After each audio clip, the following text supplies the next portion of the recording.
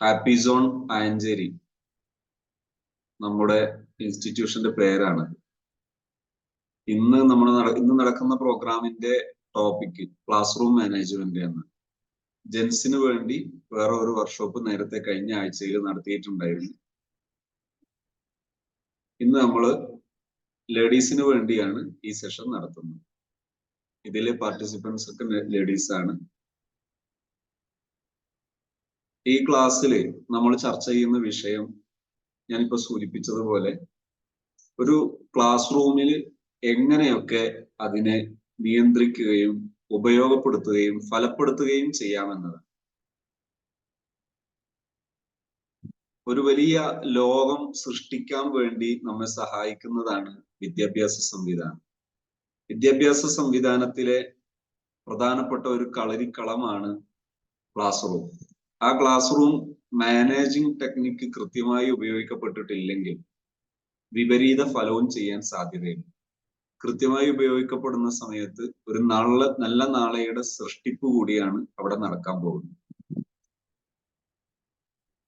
വിദ്യാഭ്യാസ മേഖലയിൽ ഒരു ബിരുദശേഷം ക്ലാസ് റൂമിൽ പഠിപ്പിക്കുന്ന രീതിയിൽ തന്നെ ഇടപെടുകയും അതോടൊപ്പം വിദ്യാഭ്യാസ സ്ഥാപനങ്ങളുടെ തന്നെ മാനേജിങ് തസ്തികയിലും അത്യാവശ്യം കുഴപ്പമില്ലാത്തൊരു ദീർഘമായ കാലാവധി തന്നെ വർക്ക് ചെയ്തതിന് ശേഷം ആണ് ഞാൻ ഈ മേഖലയിലേക്ക് എത്തിപ്പെടുന്നത്. എന്റെ ഇങ്ങോട്ട് എത്തിപ്പെടാനുണ്ടായ ആ ഒരു സാഹചര്യം വളരെ ഹ്രസ്വമായി ഏതാനും മിനിറ്റുകൾ കൊണ്ട് ഞാൻ പറയുന്നത് ഒരുപക്ഷെ നിങ്ങൾക്ക് നിങ്ങളുടെ ഈ വിഷയത്തിൽ ഒരു ഡയറക്ഷൻ കിട്ടാൻ, ഒരു രൂപരേഖ കിട്ടാൻ സഹായിക്കുമെന്ന് ഞാൻ പ്രതീക്ഷിക്കുന്നു. 10-12 വർഷത്തോളം ചെറിയ ക്ലാസ് മുതൽ ലോവർ ക്ലാസ് മുതൽ ഒരു ഹയർ സെക്കൻഡറി ലെവൽ വരെയുള്ള ക്ലാസ്സുകളിൽ ഭൗതിക വിദ്യാഭ്യാസ സ്ഥാപനങ്ങളിലും അതുപോലെ ആത്മീയ വിദ്യാഭ്യാസ സ്ഥാപനങ്ങളിലും പ്രവർത്തിക്കാൻ അള്ളാഹുവിന്റെ തൗഫീഖ് കൊണ്ട് അവസരം ഉണ്ടായിട്ടുണ്ടായിരുന്നു. അതിനിടയിലൊക്കെ വളരെ ആത്മാർത്ഥമായും വളരെ പ്രതീക്ഷയോടെയും വളരെ സന്തോഷത്തോടെയും വർക്ക് ചെയ്യാൻ ശ്രമിച്ചിട്ടുണ്ട്. എന്നാൽ നമ്മൾ എത്ര തന്നെ നിർമ്മാണാത്മകമായി ഇടപെടുമ്പോഴും നമുക്ക് എത്തിപ്പിടിക്കാൻ കഴിയാത്ത ഒരു ലോകം നമുക്കൊരു ചോദ്യചിഹ്നമായി എപ്പോഴും മുന്നിൽ ഉണ്ടാകാറുണ്ട്. ഏതൊരു അധ്യാപകനും അങ്ങനെ കാണാം. എൻ്റെ ഈ സേവന കാലയളവിൽ പരമാവധി എത്തിപ്പെടാൻ പറ്റുന്ന എല്ലാ പരിശീലന ക്ലാസ്സുകളിലും ട്രെയിനിങ് പ്രോഗ്രാമുകളിലും കൃത്യമായി പങ്കെടുക്കാൻ ശ്രമിച്ചിട്ടുണ്ടായിരുന്നു. എന്നാൽ ഈ പ്രോഗ്രാമുകളൊക്കെ കഴിയുന്ന സമയത്ത് നമ്മളൊരു അനുഭവം മറ്റൊന്നാണ്. അതായത് കഴിഞ്ഞ ദിവസം ഞാൻ എൻ്റെ ഒരു കൂടെ ഏകദേശം 10 വർഷത്തോളം പഠിച്ചിട്ടുണ്ടായിരുന്ന ഒരു സുഹൃത്തിനെ കൊടുവള്ളിയിൽ വെച്ച് നടക്കുന്ന ഒരു ട്രെയിനിങ് പ്രോഗ്രാമിന് സ്നേഹപൂർവ്വം ഞാൻ ക്ഷണിച്ചു. കാരണം ഞങ്ങൾ ഒന്നിച്ചു വളരെ സ്നേഹത്തോടെയും പരസ്പര ബഹുമാനത്തോടെയും ഇടപെടാറുള്ള ആൾക്കാരാണ്. അദ്ദേഹവും ദീർഘകാലം ടീച്ചിങ് ഏരിയയിലും അല്ലാതെയും പ്രവർത്തന പരിചയമുള്ള ആളാണ്. അപ്പൊ അദ്ദേഹം എന്നോട് പറഞ്ഞു, ഞാൻ എത്രയാന്ന് വെച്ചിട്ടാ ഒരുപാട് ട്രെയിനിങ് പ്രോഗ്രാമുകളിൽ വന്നിട്ടുണ്ട്, പക്ഷേ എന്റെ ക്ലാസ്സിന് കാര്യമായ ഞാൻ ഉദ്ദേശിച്ച മാറ്റങ്ങൾ വരുത്താൻ എനിക്ക് ആ ട്രെയിനിങ് പ്രോഗ്രാമുകൾ കൊണ്ട് കഴിഞ്ഞിട്ടില്ല എന്ന് പറഞ്ഞു. അപ്പോ ഇത് തന്നെയായിരുന്നു എനിക്കും ആദ്യ സമയത്തുണ്ടായിരുന്ന പ്രശ്നം. അതായത് ട്രെയിനിങ് പ്രോഗ്രാമുകൾ കൊണ്ട് യാതൊരു ഉപകാരവും ഇല്ല എന്നല്ല, നമ്മൾ ലക്ഷ്യം വെക്കുന്ന ഉപകാരങ്ങളിൽ. അതിന്റെ ഒരു കാരണം, ഇത് സത്യത്തിൽ ഞാൻ ട്രെയിനിങ് പ്രോഗ്രാം എന്ന് താൽക്കാലികമായി ഇതിന് പേര് പറയും. ഇതൊരു 1 ഡേ വർക്ക്ഷോപ്പാണ്. 1 ഡേ വർക്ക്ഷോപ്പ് എന്ന രീതിയിലാണ് നമ്മൾ ഇത് കണ്ടക്ട് ചെയ്യുന്നത്. ഇനി ഇത് ട്രെയിനിങ് ആയി നിങ്ങൾക്ക് ഉപയോഗപ്പെടുത്തുകയാണെങ്കിൽ നമ്മൾ അതിന് സന്നദ്ധമാണ്. എന്താണ് ട്രെയിനിങ് പ്രോഗ്രാം? പരിശീലിപ്പിക്കുക എന്ന് പറഞ്ഞാൽ എന്താണ്? ഉദാഹരണത്തിന് ക്ലാസ് റൂം മാനേജ്മെന്റ് ആണ് പരിശീലിപ്പിക്കുന്നതെങ്കിൽ ഇതിലെ പങ്കെടുക്കുന്ന ഒരു പഠിതാവിനെ അല്ലെങ്കിൽ ഒരു അംഗത്തിന് പങ്കെടുക്കുന്ന ഒരു വ്യക്തിക്ക് അദ്ദേഹത്തിന്റെ ക്ലാസ് റൂം മാനേജ് ചെയ്യാൻ കഴിയുന്ന രീതിയിൽ അദ്ദേഹത്തെ പരിശീലിപ്പിച്ചു കൊടുക്കുമ്പോഴാണ് ഇതൊരു പരിശീലന മാർഗമായി മാറുന്നത്. ഈ ഒറ്റ ക്ലാസ് കൊണ്ട് ഒരു ക്ലാസ് റൂം മാനേജ്മെന്റ് എന്ന് പറയുന്നത് പരിശീലിപ്പിക്കാൻ കഴിയില്ല എന്ന് അപ്പൊ മനസ്സിലാകും. അപ്പൊ പിന്നെ പരിശീലനം എങ്ങനെയായിരിക്കണം? ഒരാളൊരു ടീച്ചിങ് നടത്തുന്ന സമയത്ത് ആ ടീച്ചിങ്ങിന്റെ സെക്കൻഡറി സ്റ്റെപ്പിൽ, അതിന്റെ ഒരു ഉപരിതലത്തിൽ എന്തുണ്ടാകണം? ഒരു പരിശീലന കളരി അതിന്റെ കൂടെ സപ്പോർട്ടീവ് ആയിട്ടുണ്ടാകണം. അപ്പോഴാണ് അത് പരിശീലനമായി ശരിക്കും മാറുന്നത്. അല്ലെങ്കിൽ ഈ ക്ലാസ് നടക്കുമ്പോൾ ക്ലാസ് റൂം മാനേജിങ് എന്ന് പറയുന്ന ആ ഒരു കണ്ടന്റ് പരിശീലിച്ചെടുക്കാൻ മറ്റൊരു ക്ലാസ് അദ്ദേഹത്തിന്റെ കയ്യിൽ ഉണ്ടാകണം. അങ്ങനെയാണെങ്കിൽ അദ്ദേഹത്തിന് അത് പ്രാക്ടിക്കലി പരിശീലിപ്പിച്ചെടുക്കാൻ പറ്റും. ഇതാണ് ട്രെയിനിങ് പ്രോഗ്രാം, പരിശീലന കളരി എന്ന് പറയുന്നത്. ഇങ്ങനെയാണ് പരിശീലന പരിപാടി എന്ന് പറയുന്നത് ഇങ്ങനെയാണ്. എന്നാൽ ക്ലാസ് റൂം മാനേജ്മെന്റുമായി ബന്ധപ്പെട്ട് എൻ്റെ ഒരു അനുഭവം പറയുകയാണെങ്കിൽ, ദീർഘകാലമായി നമ്മുടെ ക്ലാസ് റൂമിൽ കടന്നു വരുന്ന അനേകം പ്രശ്നക്കാരായ മക്കൾ, അവർക്ക് സ്നേഹം കൊടുത്തിട്ടും നമ്മുടെ പരിധിയിൽ നിന്നുകൊണ്ട് ശിക്ഷ കൊടുത്തിട്ടും സതുപദേശം കൊടുത്തിട്ടും പലപ്പോഴും കാര്യമായ നമ്മൾ ഉദ്ദേശിച്ച മാറ്റങ്ങൾ വരുന്നില്ലെന്ന് മാത്രമല്ല, ചിലപ്പോഴൊക്കെ വിപരീത ഫലവും കൂടെ ഉണ്ടാകുന്നത് നമ്മൾ കണ്ടുകൊണ്ടിരിക്കും. എന്നാൽ എന്നെ ചിന്തിപ്പിച്ച ഒരു റൂട്ട് പറയാൻ ഞാൻ ഒന്ന് രണ്ട് ചെറിയ അനുഭവങ്ങൾ പറയാം. നിങ്ങൾ ഈ അനുഭവങ്ങൾ സാങ്കല്പികമായി കണക്കാക്കിയാൽ മതി. റിയലി ഉള്ള എവിടെയെങ്കിലും ഇത് കൊണ്ടുപോയി കണക്ട് ചെയ്യാതിരിക്കുന്നതായിരിക്കും കൂടുതൽ ഉചിതം. എന്നാലും വിഷയം മനസ്സിലാക്കാൻ ഞാൻ പറയാം. എന്റെ അനുഭവമാണെന്ന് ഉദാഹരിച്ചു പറയാൻ. ഒരു തവണ ഞാൻ സേവനം ചെയ്തുകൊണ്ടിരിക്കുന്ന സ്ഥാപനത്തിൽ ഒരു ഹയർ സെക്കൻഡറി ലെവലിലുള്ള ഒരു കുട്ടിയെ അധ്യാപകൻ, സയൻസ് ക്ലാസ് എടുത്തുകൊണ്ടിരിക്കുന്ന അധ്യാപകൻ പുറത്തു നിർത്തിയിരിക്കുന്നു. ആ ഒരു കുട്ടിയെ റെക്കമെൻഡ് ചെയ്ത് ക്ലാസ്സിൽ ഇരുത്താൻ വേണ്ടി ഞാൻ ചെല്ലുകയാണ്. ഞാൻ ഇരിക്കുന്നത് അവിടെ ഉത്തരവാദപ്പെട്ട, ആ സ്ഥാപനത്തിൽ ഉത്തരവാദപ്പെട്ട ഒരു സ്റ്റാഫായിട്ടാണ്. ഞാൻ ഈ കുട്ടിയെ ക്ലാസ്സിൽ ഇരുത്താൻ വേണ്ടി ആവശ്യപ്പെട്ടപ്പോൾ റെക്കമെൻഡ് ചെയ്തപ്പോൾ ക്ലാസ് എടുക്കുന്ന അധ്യാപകൻ എന്നോട് പറഞ്ഞു, നിങ്ങൾ ഇടപെട്ടാൽ നിങ്ങൾ കൂടി വഷളാകും, നിങ്ങൾ ഇടപെടേണ്ടതില്ല. എന്നോട് സ്നേഹത്തോടെയും ബഹുമാനത്തോടെയാണ് അത് പറയുന്നത്, പ്രതിഷേധത്തോടെയല്ല. അപ്പോ ഞാൻ ചോദിക്കുന്നു, ഞാൻ ഈ കുട്ടിയെ ക്ലാസ്സിൽ ഇരുത്തിയാൽ സാറിന് ക്ലാസ്സിന് വല്ല പ്രയാസവും അനുഭവപ്പെടുവോ? സാറിന്റെ ക്ലാസ്സിന്റെ ക്വാളിറ്റി കുറഞ്ഞു പോവുകയോ മറ്റു വിഷമോ ഉണ്ടാവോ? ഇല്ല, അതുണ്ടാകൂല. എന്നാൽ സാർ ഇരുത്താൻ ഞാൻ റെക്കമെൻഡ് ചെയ്യാമെന്ന് പറയും. റെക്കമെൻഡ് ചെയ്യുന്നു, ക്ലാസ്സിൽ ഇരുത്തുന്നു. തൊട്ടടുത്ത ദിവസം തന്നെ വീണ്ടും ഈ കുട്ടി സമാനമായ പ്രശ്നത്തിന് തന്നെ പുറത്തു നിൽക്കുന്നു. ആ സമയത്ത് ഈ കുട്ടിയോട് യാതൊരു വൈകാരികതയും ഇല്ലാതെ, ഇമോഷണലായി ഒന്നും ഇല്ലാതെ ഞാൻ ചോദിക്കുന്നു, കഴിഞ്ഞ ദിവസം ഞാൻ നിനക്ക് വേണ്ടി റെക്കമെൻഡ് ചെയ്തിരുന്നു. ആ റെക്കമെൻഡ് ചെയ്തതിന്റെ പേരിൽ ഇന്ന് നീ എനിക്ക് പകരം തന്നതാണോ ഈ ഒരു അനുഭവം എന്ന് ചോദിച്ചു തിരിച്ചു പോയിരുന്നു. അങ്ങനെ എന്റെ സീറ്റിൽ വന്നിരുന്നു, എന്റെ ക്യാബിനിൽ വന്നിരുന്നപ്പോ എന്റെ തൊട്ടു മുമ്പിൽ കുറച്ച് നിമിഷങ്ങൾക്കകം ഒരു നേല് കാണുന്നു. ശ്രദ്ധിച്ചു നോക്കുമ്പോ അത് നേരത്തെ പറയപ്പെട്ടിരുന്ന ആ കുട്ടിയാണ്. ആ കുട്ടി കരയുന്നു. ഒരിക്കലും കരയാത്ത, വളരെ ബോൾഡ് ആയിട്ടുള്ള, എല്ലാ പ്രശ്നങ്ങളിലും സജീവ സാന്നിധ്യമായിട്ടുണ്ടാകാറുള്ള, സദാ പ്രശ്നക്കാരനായിരുന്ന ഒരു കുട്ടി ഒരിക്കൽ പോലും കരയുകയോ ചെയ്യാത്ത, ഒരു വിഷമം പ്രകടിപ്പിക്കുകയോ ചെയ്യാത്ത, എപ്പോഴും അടിപിടി കേസുകളിലും എല്ലാ വിഷയങ്ങളിലും മുൻപന്തിയിൽ ഉണ്ടാകുന്ന ഒരു കുട്ടി ഇങ്ങനെ കരയാൻ എന്താ കാരണം? ആ സമയത്ത് ആ കുട്ടിയുടെ വിശദീകരണം, ഞാൻ ക്ലാസ്സിലേക്ക് വരുന്നത് എൻ്റെ മാതാവിന് ബ്രേക്ക്ഫാസ്റ്റ് ഉണ്ടാക്കാൻ, നാസ്ത ഉണ്ടാക്കാൻ ഞാൻ കൂടെ സഹായിച്ചു കൊടുക്കണം. അങ്ങനെ സഹായിച്ചു കൊടുത്തിട്ട് വീട്ടിൽ നിന്ന് പുറത്തേക്ക് വരണമെങ്കിൽ എനിക്ക് ഒരുപാട് പ്രതിസന്ധികളുണ്ട്. ആ പ്രതിസന്ധി തരണം ചെയ്ത് ഞാൻ വീട്ടിൽ നിന്ന് വരുമ്പോഴേക്ക് എനിക്ക് കിട്ടാനുള്ള ആ ലൈൻ ബസ് കിട്ടില്ല. പിന്നെ ഞാൻ കണ്ടവരുടെയൊക്കെ വാഹനത്തിന് പിന്നിൽ ഓസി, അതായത് ഫ്രീ ആയിട്ട് വേണം, അള്ളിപ്പിടിച്ചു കയറിയിട്ട് വേണം ഇവിടെ എത്തിപ്പെടാൻ. അങ്ങനെ എത്തിപ്പെടുന്നത് കൊണ്ട് വൈകി പോവുകയാണ്. എനിക്കൊരിക്കലും നേരത്തെ വരാൻ താല്പര്യമില്ലാത്തത് കൊണ്ടല്ലെന്ന് വളരെ വിനയത്തോടെയും സത്യസന്ധമായും ആ കുട്ടി പറയുന്നു. അപ്പോ എന്റെ ചോദ്യം ആ കുട്ടിയെ വല്ലാതെ നോവിച്ചിരിക്കുന്നു. ആ കുട്ടിയുടെ അനുഭവം കേൾക്കുമ്പോൾ ഞാൻ ആകെ സ്തബ്ധനായിപ്പോയി. ഇനിയും കുറച്ച് പറയാനുണ്ട്, ഞാൻ അതിവിടെ പറയുന്നില്ല. അപ്പോ കാരണം ഇത് പബ്ലിക്കിലും കൂടെ ഇത് പോകാൻ സാധ്യത ഉള്ളത് കൊണ്ട് ഇനി ഏതെങ്കിലും കുട്ടികളിലേക്ക് കണക്ട് ചെയ്യപ്പെടാതിരിക്കാൻ വേണ്ടിയും ഞാൻ അത് പറയുന്നു. അപ്പോ അതിനേക്കാൾ ഗൗരവമുള്ള കുറച്ച് വിഷയങ്ങൾ കൂടെ ചേർത്തിട്ടാണ് ആ കുട്ടി പറയുന്നത്. ആ കുട്ടിയുടെ കുടുംബ പശ്ചാത്തലത്തെ കുറിച്ച് പഠിച്ചു നോക്കുമ്പോൾ അത് യാഥാർത്ഥ്യമാണ്. അപ്പോ ഇത്രയേറെ പ്രതിസന്ധിയും പ്രയാസവും നിറഞ്ഞിട്ട് സ്ഥാപനത്തിൽ വന്ന് പഠിക്കുന്ന ഒരു കുട്ടിയെ കുറിച്ച് അറിഞ്ഞപ്പോ എൻ്റെ മനസ്സ്, ഞാൻ ആ ചെറുതും കുട്ടി വലിയ ആളുമാണെന്ന് എനിക്ക് തോന്നിപ്പോയി. ഞാൻ ആ കുട്ടിയോട് വളരെ സ്നേഹത്തോടെയും നല്ല പരിഗണനയോടെയും ഞാൻ പറഞ്ഞു, മോനെ, നിന്റെ കൂടെ എന്നും ഞാൻ കാണും. നിനക്ക് ഏത് പ്രശ്നം ഉണ്ടെങ്കിലും നിനക്ക് എൻ്റെ അടുത്ത് വരാം. എനിക്കാകാവുന്ന ഹെൽപ്പുകളൊക്കെ നിനക്ക് വേണ്ടി ഞാൻ ചെയ്യാം. ഇത് വളരെ സത്യസന്ധമായും യാതൊരു കളങ്കവും ഇല്ലാതെ ഞാൻ ആ കുട്ടിയോട് പറയുന്നു.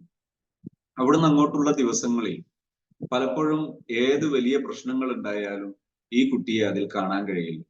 എന്ന് മാത്രമല്ല, പലപ്പോഴും സ്ഥാപനത്തിൽ നടക്കുന്ന വലിയ വലിയ പ്രശ്നങ്ങളുടെ പരിഹാരത്തിന് ഏറ്റവും കൂടുതൽ ഉപകാരപ്പെട്ടിരുന്നത് ഇവന്റെ സാമർഥ്യവും ഇവന്റെ അതിബുദ്ധിയും ഇവന്റെ കഴിവുകളുമായിരുന്നു. നേരത്തെ പ്രശ്നങ്ങൾ ഉണ്ടാക്കാൻ എത്രമാത്രം സാമർഥ്യം ഉപയോഗിച്ചിരുന്നോ, സമാനമായ സാമർഥ്യം പ്രശ്നങ്ങൾ ഇല്ലായ്മ ചെയ്യാൻ വേണ്ടി ഈ കുട്ടി കാണിക്കുന്നു. ഇനി ഞാൻ ഒരു സംഭവം കൂടെ പറയാം.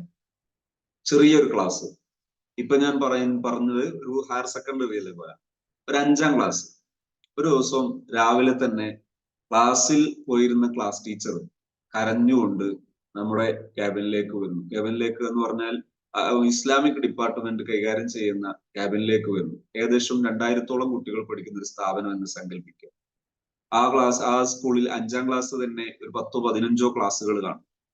അപ്പോ ഈ ക്ലാസ്സിൽ 5ാം ക്ലാസ്സിലെ ഈ ഒരു ഡിവിഷനിൽ പോയ ടീച്ചർ കരഞ്ഞുകൊണ്ട് രാവിലെ തന്നെ ഇസ്ലാമിക്, അതായത് അക്കാദമിക് വിഷയം എടുക്കുന്ന ടീച്ചറാണ് ക്യാബിനിൽ വരുന്നത്, ക്ലാസ് ടീച്ചറുമാണ്. എന്താണ് രാവിലെ തന്നെ കരയാൻ കാരണം? ഇപ്പൊ പറഞ്ഞു, ഇന്ന് ഞാൻ രാവിലെ ക്ലാസ്സിലേക്ക് പോയപ്പോൾ ആരും ഹോംവർക്ക് ചെയ്തിട്ടില്ല. വളരെ പ്രയാസത്തോടെ ഞാൻ പറഞ്ഞു, അടുത്ത ദിവസവും നിങ്ങൾ കുറച്ച് ദിവസമായി ഞാൻ പറയുന്നു നിങ്ങൾ ഹോംവർക്ക് ചെയ്യാതെ വരുന്നു. അടുത്ത ദിവസം ഹോംവർക്ക് ചെയ്യാതെ വന്നു കഴിഞ്ഞാൽ ഞാൻ വടി കൊണ്ടുവരും.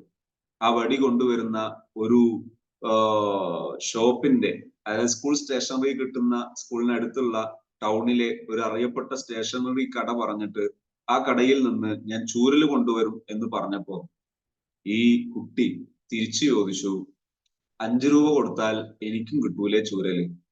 അപ്പോ ആ കുട്ടി വ്യംഗ്യമായി പറഞ്ഞത്, എന്നെ തല്ലിയാൽ തിരിച്ചു ഞാനും തല്ലുമെന്നാണ്. 5ാം ക്ലാസ്സിലെ കുട്ടിയാണ് അത് പറയുന്നത്. ഇനി എന്ത് ചെയ്യും? ദേഷ്യം ഒതുക്കാൻ കഴിയാത്ത, ദേഷ്യം അടക്കി വെക്കാൻ കഴിയാതെ ടീച്ചർ കൊണ്ടുവന്നിരുന്ന ടെക്സ്റ്റ് ബുക്കും ഡസ്റ്ററും അതുപോലെ പട്ടികയും എല്ലാം എടുത്ത് ക്ലാസ്സിൽ നിന്ന് പുറത്തേക്ക് ഇറങ്ങുകയാണ്. ആ സമയത്ത് ടീച്ചർ പറഞ്ഞു, ഇനിമേലിൽ ഞാൻ ഈ ക്ലാസ്സിലേക്ക് വരുന്നില്ല എന്ന് പറഞ്ഞ് വളരെ എല്ലാത്തരം ആ ശൗര്യത്തോടെയും ക്ലാസ്സിൽ നിന്ന് ഇറങ്ങുമ്പോൾ 3 കുട്ടികൾ ഒന്നിച്ച് എഴുന്നേറ്റ് നിന്നിട്ട് പറഞ്ഞു, wish you all the best, teacher പോയിട്ട് നന്നായിട്ട് വരും. ഈ കമന്റ് കൂടി ആയപ്പോ ടീച്ചർ ആകെ സ്തബ്ധയായി പോയി. ഇനി എന്ത് ചെയ്യും?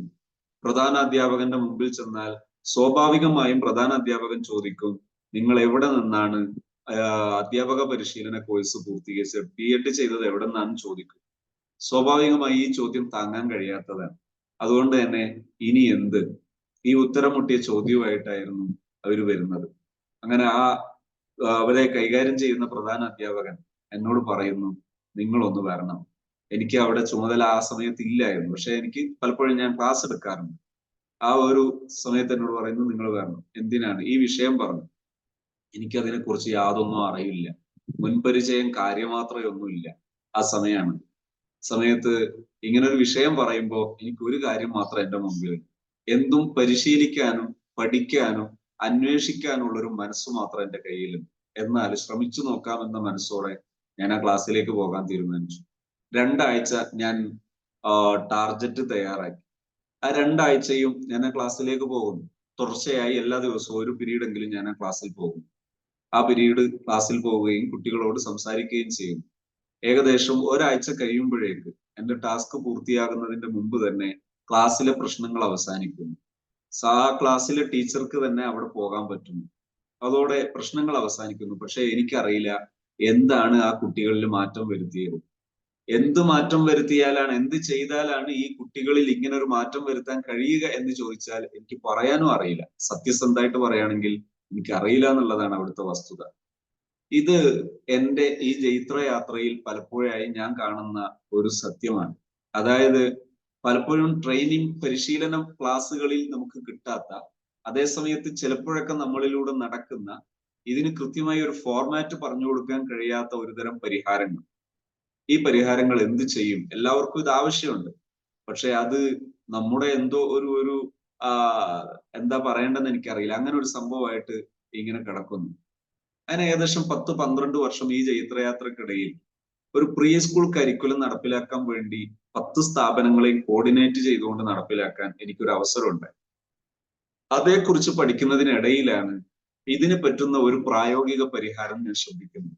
അങ്ങനെ ഞാൻ അതിന് മുതിരുകയും എന്റെ നിലവിലുള്ള ജോലികളൊക്കെ റിസൈൻ ചെയ്തിട്ട്, അതായത് എന്റെ 12 വർഷത്തെ സേവനത്തിന് ശേഷം ഈ ജോലികൾ മാറ്റി വെച്ചിട്ട് ഇത് പഠിക്കാൻ വേണ്ടി സന്നദ്ധമാകും.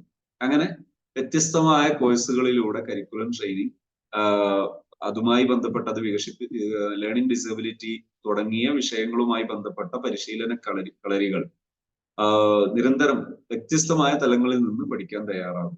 അങ്ങനെ പഠിച്ചു ഓരോന്നും പ്രയോഗവൽക്കരിക്കും. അങ്ങനെയാണ് ഇതെല്ലാം കൂടെ ക്ലബ് ചെയ്തിട്ട് നമുക്ക് എല്ലാവർക്കും ഒരുപോലെ ലൈഫിലുള്ള ആവശ്യമുള്ള ഒരു സാധനമാണ് വിദ്യാഭ്യാസം എന്ന് പറയുന്നത്. അങ്ങനെ എല്ലാവർക്കും പറ്റുന്ന രീതിയിൽ ഈ വിഷയത്തെ, അതായത് വിദ്യാഭ്യാസ പൊതുവായി അറിയപ്പെടുന്ന അക്കാദമിക് വിദ്യാഭ്യാസത്തിലാണെങ്കിലും അതല്ലാത്ത ആത്മീയ വിദ്യാഭ്യാസത്തിലാണെങ്കിലും ഇനി അല്ലാത്ത ജോബ് ഏരിയയിലാണെങ്കിലും ഇതൊന്നുമല്ല സംരംഭക ഏരിയയിലാണെങ്കിലും ഒക്കെ മനുഷ്യന് ഉപകാരപ്പെടുന്ന രീതിയിൽ 4 അച്ചീവ്മെന്റ്സ് എന്ന ലക്ഷ്യത്തോടുകൂടെ ഒരു കോഴ്സ് ഡിസൈൻ ചെയ്യുകയും അതെല്ലാവർക്കും പറ്റുന്ന രീതിയിൽ നടപ്പിലാക്കാനുള്ള സ്ട്രക്ചറുകൾ നിർമ്മിക്കുകയും അൽഹംദുലില്ലാ അത് നടപ്പിലാക്കി വിജയിക്കുകയും ചെയ്യും. ഇതാണ് എന്റെ ഈ വിഷയത്തിലേക്ക് വരുന്നതിന്റെ ഒരു രൂപം. ഇനി അതിലേക്ക് ആൾക്കാർക്ക് വരാൻ ഒരു അവസരം ഒരുക്കുക എന്നതാണ് ഇപ്പൊ നമ്മൾ വൺ ഡേ വർക്ക്ഷോപ്പുകളിലൂടെ ഉദ്ദേശിക്കുന്നത്. ഇന്നത്തെ ക്ലാസ് റൂം മാനേജ്മെന്റുമായി ബന്ധപ്പെട്ട് ഏതാനും അതുമായി ബന്ധപ്പെട്ട ചില പോയിന്റ്സുകളാണ് ഞാൻ സൂചിപ്പിക്കുന്നത്. അത് ഞാൻ സ്ക്രീനിൽ കൂടെ നൽകുന്നു. ആവശ്യമുള്ളവർക്ക് മാത്രം വേണമെങ്കിൽ അത് നോട്ട് ചെയ്യാം. ഇനി മറ്റു ഈ പ്രോഗ്രാമിൽ പങ്കെടുത്തവർ ആവശ്യപ്പെടുകയാണെങ്കിൽ നിങ്ങൾക്ക് അതിന്റെ PDF കൂടി, അതായത് ഇത് പവർ പോയിന്റിന്റെ PDF ചെയ്തതാണ്, ആ PDF നിങ്ങൾക്ക് ആവശ്യക്കാർക്ക് ഇൻഷാ അല്ലാഹ് നിങ്ങൾ ബന്ധപ്പെട്ടാൽ നൽകുകയും ചെയ്യാം.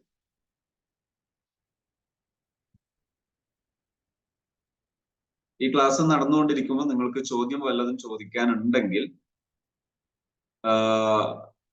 ഒന്ന് റേസ് ഹാൻഡ് ചെയ്താൽ മതി. ആ സമയം തന്നെ നിങ്ങൾക്ക് ചോദിക്കാം. Class room management technique. എന്റെ പേര് നിങ്ങൾക്ക് അറിയാമെന്ന് പ്രതീക്ഷിക്കുന്നു. അബ്ദുൽ ഹക്കീം സഖാഫി. സ്ഥലം ആയഞ്ചേരിയാണ്, കോഴിക്കോട് ജില്ലയിൽ വടകര താലൂക്കിൽ ആയഞ്ചേരിയാണ്. ഇൻഷാ അല്ലാഹ് നമുക്ക് ക്ലാസ്സിലേക്ക് വരാം. ഒന്നാമത്തേത്, ക്ലാസ് റൂം മാനേജ്മെന്റുമായി ബന്ധപ്പെട്ട് നമുക്ക് ഉണ്ടാകേണ്ടത് എസ്റ്റാബ്ലിഷ് ക്ലിയർ എക്സ്പെക്ടേഷൻസ്.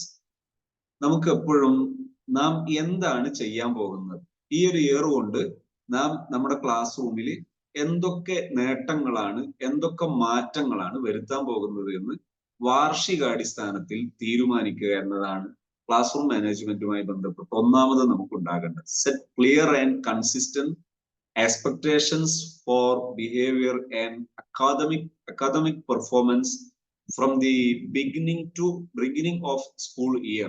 ഒരു സ്കൂൾ വർഷത്തിന്റെ തുടക്കം മുതൽ തന്നെ എന്തൊക്കെ മികവുകളാണ്, വിദ്യാഭ്യാസ മികവുകളാണ്, അതുപോലെ സ്വഭാവ രൂപീകരണങ്ങളാണ് നമ്മൾ വരുത്താൻ പോകുന്നത് എന്ന് തുടക്കത്തിൽ തീരുമാനിക്കണം. അതോടൊപ്പം തന്നെ കമ്മ്യൂണിക്കേറ്റ് ദീസ് എക്സ്പെക്ടേഷൻസ്, നമ്മളെ ഈ പ്രതീക്ഷ നമ്മൾ കൈമാറണം, ആശയവിനിമയം നടത്തണം ടു സ്റ്റുഡൻസ്, വിദ്യാർത്ഥികളോട്. ആൻഡ് ഇൻവോൾവ് ദം, എന്നിട്ട് അവരെയും ഉൾക്കൊള്ളിക്കണം in creating classroom rules. Class റൂമിനൊരു നിയമം ഉണ്ടാക്കുന്നുണ്ടെങ്കിൽ അത് അവരെയും കൂടെ ഉൾപ്പെടുത്തണം. നമ്മളൊരു ക്ലാസ് റൂമിലേക്ക്, നമ്മുടെ ഒരു ഓഫീസ് റൂമിലേക്ക് കുട്ടികൾ വരുന്ന സമയത്ത് സാർ എന്ന് പറഞ്ഞിട്ട് ഒരു പെർമിഷൻ ചോദിച്ചിട്ട് കാര്യങ്ങൾ പറയുന്നതിന് പകരം വളരെ യാതൊരു ഇതില്ലാതെ സാറേ ഞാൻ ആ സാധനം എടുത്ത എന്ന് പറയുന്ന ഒരു പശ്ചാത്തലത്തിലേക്ക് കുട്ടി വരാതിരിക്കാൻ, അതേസമയത്ത് കുട്ടി വളരെ റെസ്പെക്റ്റീവ് ആയിട്ട് പെരുമാറാൻ കുട്ടികളോട് ചർച്ച ചെയ്യണം, ചോദിക്കണം. കുട്ടികളെ, നമ്മുടെ സ്ഥാപനം വളരെ ഉഷാറാകണ്ടേ, നമ്മളും നല്ല ഡീസന്റും നല്ല നിലവാരമുള്ളവരും ആകണം.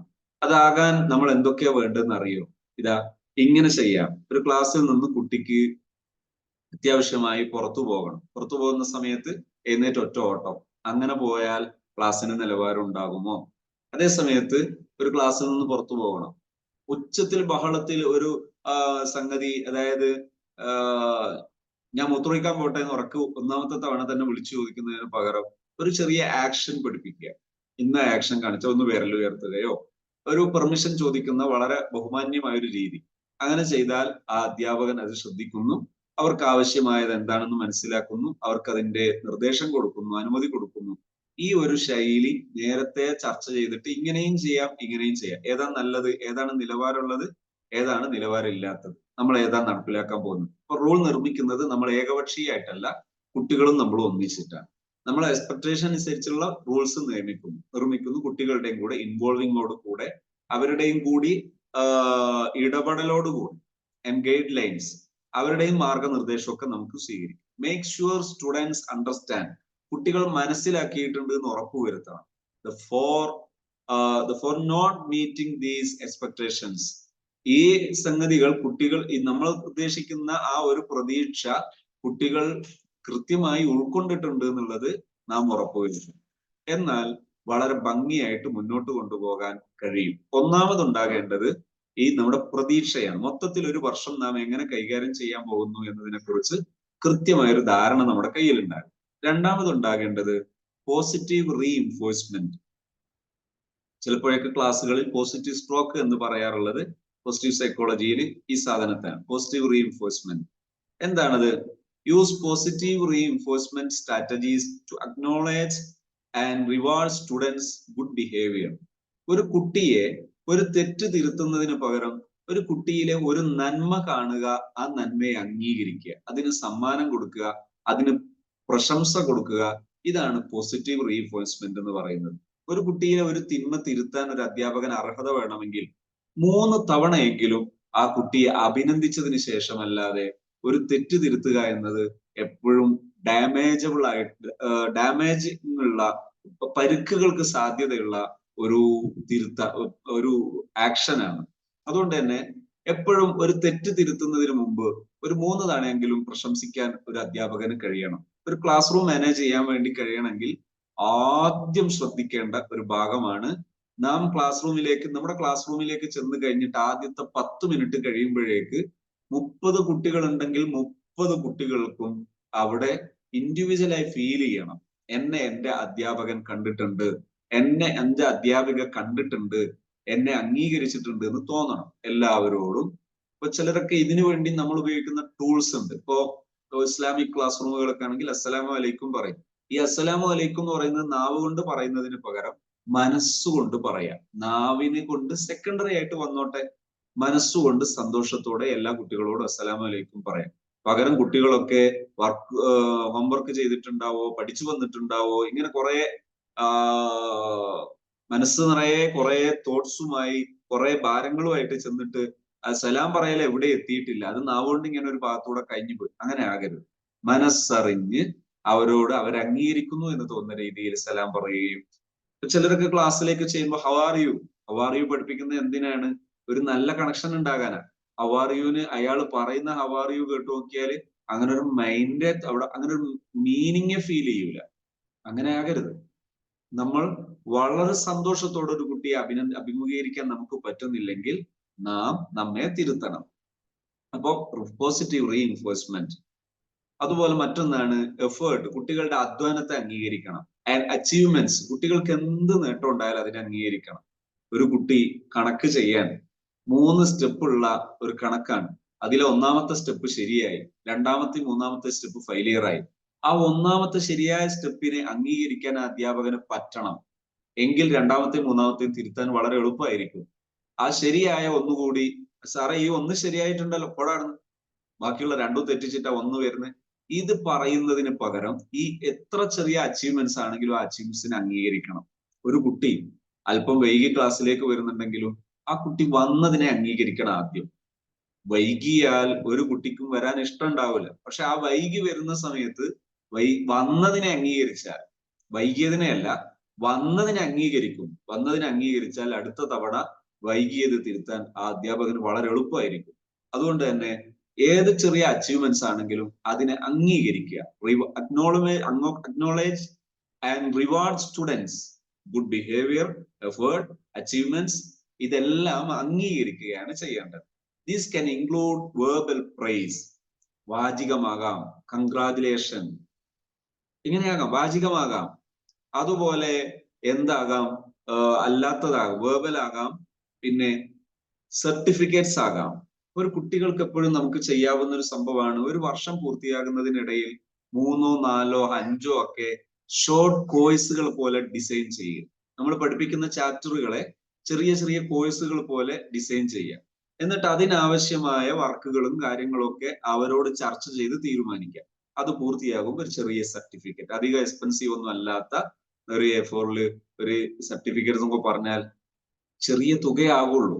ക്ലാസ് റൂം ഒക്കെ മാനേജ് ചെയ്യാൻ അദ്ദേഹത്തിന്റെ പേരൻസ് ഒക്കെ നന്നായിട്ട് സഹകരിക്കും അത്തരം വിഷയങ്ങൾ ഏർപ്പെടുത്തിയാൽ. പക്ഷെ ശ്രദ്ധിക്കേണ്ടത് മാക്സിമം കൊടുക്കാനാണ് ശ്രദ്ധിക്കേണ്ടത്, മാക്സിമം ബ്ലോക്ക് ചെയ്യാനല്ല. ഒരു പരീക്ഷയ്ക്ക് ക്വസ്റ്റ്യൻ ഇടുന്ന സമയത്ത് ഏറ്റവും ടഫ് ഉള്ളത് എങ്ങനെ ഇടാം എന്ന് ചിന്തിക്കുന്നതിന് പകരം ഏറ്റവും കൂടുതൽ കുട്ടികൾക്ക് കിട്ടുന്ന രീതിയിൽ എങ്ങനെ പരീക്ഷകൾ തയ്യാറാക്കാം. ഒരു പരീക്ഷ എഴുതിയത് ക്വസ്റ്റ്യൻ ആൻസർ വാല്യുവേഷൻ നടത്തുന്ന സമയത്ത് എങ്ങനെ മാർക്ക് കുറക്കാം എന്ന് ചിന്തിക്കുന്നതിന് പകരം എങ്ങനെ മാർക്ക് കൊടുക്കാം എന്ന് ചിന്തിക്കുന്ന മനസ്സുണ്ടാകണം. ഇതാണ് ഒരു അധ്യാപകൻ എന്ന് പറയുന്നത്. അപ്പോ സർട്ടിഫിക്കറ്റ്സുകൾ കൊടുക്കുക, സ്മാൾ റിവാർഡ്സ്, ചെറിയ ചെറിയ സമ്മാനങ്ങൾ കൊടുക്കുക. കൂടുതൽ എക്സ്പെൻസീവ് ആകേണ്ടതില്ല, ചെറിയ ചെറിയ അംഗീകാരങ്ങൾ എപ്പോഴും കൊടുത്തുകൊണ്ടിരിക്കുക. വല്ലാതെ കുട്ടികളെ വളർത്തും. Or A system of points, അല്ലെങ്കിൽ പോയിന്റുകൾ കൊടുക്കാം. സ്റ്റാർ സിസ്റ്റം എന്ന് പറഞ്ഞിട്ട് ഞാനൊരു വീഡിയോ ചെയ്തിട്ടുണ്ടായിരുന്നു. ആ സ്റ്റാർ സിസ്റ്റത്തിന്റെ വീഡിയോ നിങ്ങൾക്ക് കണ്ടു നോക്കാവുന്നതാണ്. സ്റ്റാർ സിസ്റ്റം എന്ന് ടൈപ്പ് ചെയ്തിട്ട് എന്റെ പേര് അബ്ദുൽ ഹക്കീം സഖാഫി ആഞ്ചേരി എന്ന് കൂടെ സെർച്ച് ചെയ്താൽ യൂട്യൂബിൽ നിങ്ങൾക്ക് സമീപകാലത്ത് ചെയ്തതും മുമ്പ് ചെയ്തതും കാണാം. മുമ്പ് ചെയ്തത് ടെക്നിക്കലി കുറച്ചുകൂടി അത്ര ടെക്നിക്കൽ നിലവാരം കുറഞ്ഞതായിരിക്കും. അതേസമയത്ത് കുറച്ചുകൂടി ഇച്ചിരി മെച്ചം ഉണ്ടാകും. സമീപകാലത്ത് രണ്ടാമത് ഞാനൊന്ന് ചെയ്തിട്ടുണ്ടായിരുന്നു. അത് കാണുകയാണെങ്കിൽ കുറച്ചുകൂടെ മെച്ചം ഉണ്ടാകും. നിങ്ങൾക്ക് കാണാൻ കഴിയുന്നതാണ്, കണ്ടാൽ വളരെ നല്ലതാണ്. അത് ഈ ഒരു സ്ട്രാറ്റജി ഉൾക്കൊള്ളുന്നതാണത്. A system of points that can be redeemed for privileges. ഈ സ്റ്റാർ സിസ്റ്റം നടപ്പിലാക്കുന്ന സമയത്ത് സ്റ്റാർ ഓഫ് വീക്ക് നടപ്പിലാക്കാം, സ്റ്റാർ ഓഫ് മന്ത് വേണം, സ്റ്റാർ ഓഫ് അതായത് വീക്കിൽ ഒരാഴ്ചയിൽ സ്റ്റാർ കിട്ടിയാൽ സ്റ്റാർ ഓഫ് വീക്ക് ആയിട്ട് പ്രഖ്യാപിക്കാം. ഒരു മാസത്തെ സ്റ്റാർ കൂടുതൽ കിട്ടുന്ന കുട്ടിയെ സ്റ്റാർ ഓഫ് മന്ത് ആയിട്ട് പ്രഖ്യാപിക്കാം. 3 മാസം ഒന്നിച്ച് ഇത് നേടുന്ന ഒരു കുട്ടിക്ക് സൂപ്പർ സ്റ്റാർ ആക്കി പ്രഖ്യാപിക്കാം. 6 മാസം കണ്ടിന്യൂ സ്റ്റാറിൽ മികച്ചു നിൽക്കുന്ന കുട്ടിയാണെങ്കിൽ മെഗാ സ്റ്റാർ ആയിട്ട് പ്രഖ്യാപിക്കാം. ഇങ്ങനെ പ്രിവിലേജസ് കൊടുക്കുന്ന സമയത്ത് കുട്ടികൾ വളരുന്നത് കാണാം.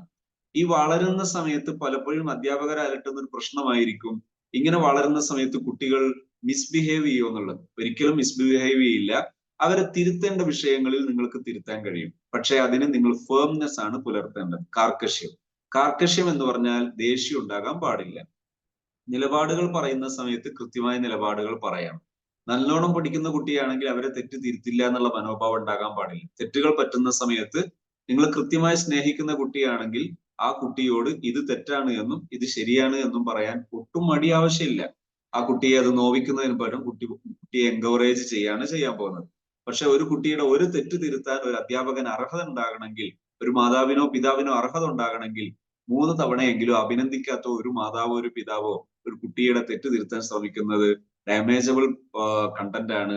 കൂടുതൽ അത് അപകടം ഉണ്ടാക്കുന്ന സാധനമാണ്, ഡാമേജിങ് പാറ്റേൺ ആണ്. ഇൻഷാ അല്ലാഹ് നമുക്ക് തുടരാം. അതുപോലെ redeemed for privileges or incentives, നേട്ടങ്ങൾ ഉണ്ടാക്കി കൊടുക്കാം. പോസിറ്റീവ് റീഇൻഫോഴ്സ്മെന്റ്, ഈ ഗുണകരമായ അഭിനന്ദനം എന്ന് പറയുന്നത് എൻകറേജസ്, കുട്ടികളെ വളർത്തും.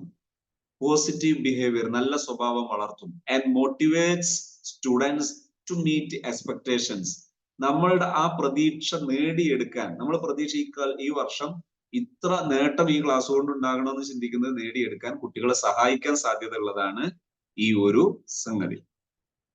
ഇനി അടുത്തതാണ്, മൂന്നാമത്തതാണ് classroom routines and procedures. Class റൂമിൽ എങ്ങനെയൊക്കെയാണ്, ക്ലാസ് റൂമിന്റെ തുടക്കം അവസാനം ഇടവേളകൾ എങ്ങനെയൊക്കെ ആകണം എന്നുള്ളത് കൃത്യമായി നിലപാടുണ്ടാകണം. പുറത്തു പോകാൻ, ക്ലാസ്സിലേക്ക് കടക്കാൻ, ഇതിനൊക്കെ പ്രൊസീജിയേഴ്സ് ഉണ്ടാകണം. ചോദിക്കേണ്ടത് എങ്ങനെ, ഏത് വേർഡ്, ഏത് ഭാവത്തിൽ എങ്ങനെ ചോദിക്കണം എന്നുള്ളത് പഠിപ്പിക്കാം. പക്ഷെ ഇതൊക്കെ പഠിപ്പിക്കുന്ന സമയത്ത് ഒരു ഷൗട്ടിങ് ആറ്റിറ്റ്യൂഡിൽ, ഒരു ആക്ഷേപിക്കുന്ന മനോഭാവത്തിൽ, അല്ലെങ്കിൽ ഒരു ഭീകരമായ മനോഭാവത്തിൽ പറഞ്ഞാലേ നാം ആവൂ എന്നൊരു തോന്നലുണ്ട്. അത് തിരുത്തണം. വിനയമുള്ള മനോഭാവത്തിൽ പറയുന്നത് കുട്ടികളെ വളർത്തുകയും വലുതാക്കുകയും ചെയ്യും. ഇതൊക്കെ പറയുന്ന സമയത്ത് പല ഡൗട്ടുകളും ചോദിക്കാനുണ്ടാകും. പ്രായോഗിക തലത്തിലുള്ള പരിഹാരങ്ങളുമായി ബന്ധപ്പെട്ട് പലതും പറയാനൊക്കെ ഉണ്ടാകും.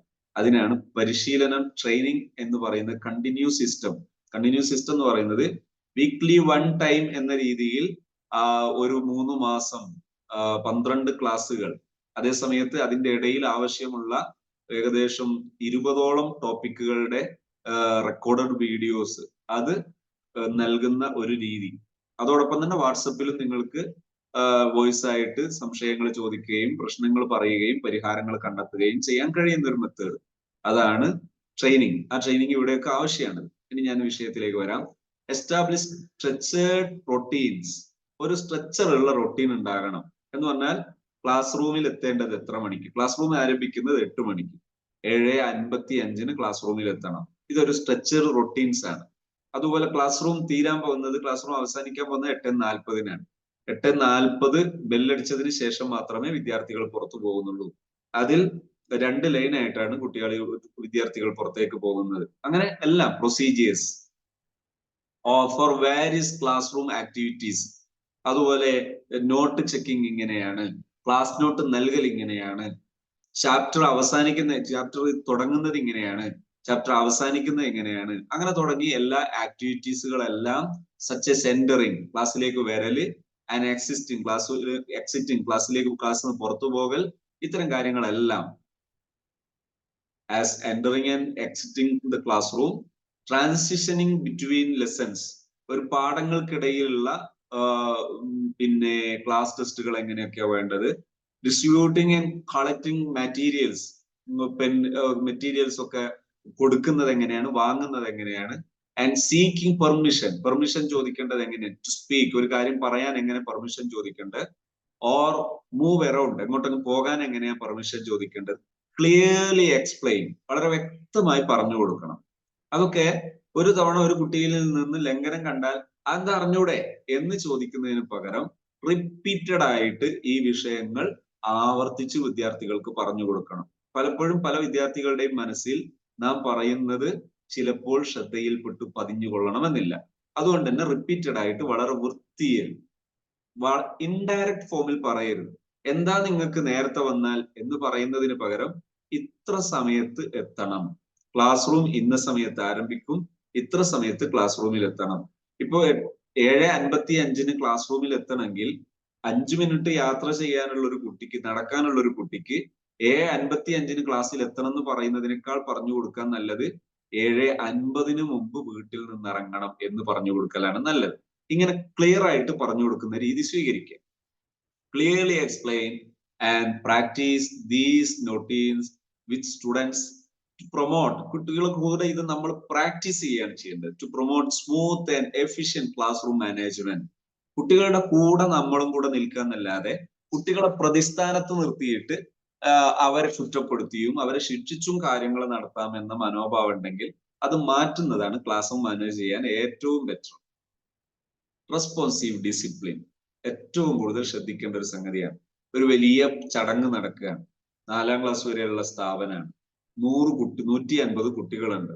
150 കുട്ടികൾ ഒന്നിച്ച്, 4ാം ക്ലാസ് വരെയുള്ള കുട്ടികൾ ഒന്നിച്ചിരുന്നാൽ സ്വാഭാവികമായും കുട്ടികൾ സംസാരിക്കും.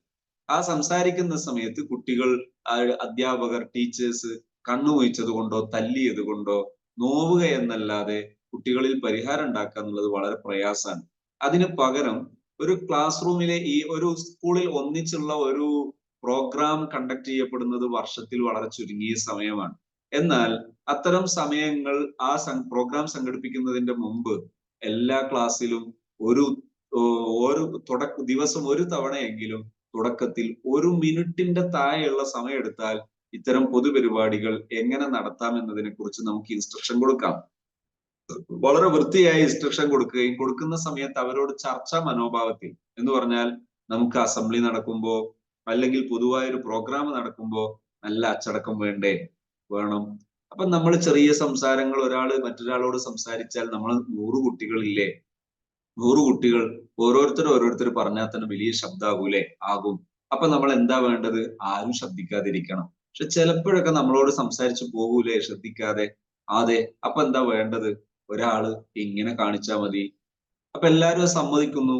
ഇവിടെ എല്ലാവരും എത്തിയാൽ, ഇങ്ങനെ എല്ലാ ടീച്ചേഴ്സും ക്ലാസ് റൂമിൽ ഒന്നിച്ച് ഈ വിവരം കൊടുക്കുന്ന ഒരു സിറ്റുവേഷൻ ഒരാഴ്ച തുടർന്നാൽ, ആ ആഴ്ചക്ക് ശേഷം നടക്കുന്ന പ്രോഗ്രാമിൽ തന്നെ നല്ല അച്ചടക്കം നടക്കുന്നത് കാണാം. പക്ഷെ എല്ലാവരും ഒന്നിച്ച് ഒരേ യൂണിഫോമിറ്റിയോട് കൂടി പറയാൻ ശ്രമിച്ചാൽ റെസ്പോൺസീവ് ഡിസിപ്ലിനിലേക്ക് കൊണ്ടുവരാം. എങ്ങനെ കൊണ്ടുവരേണ്ടത്?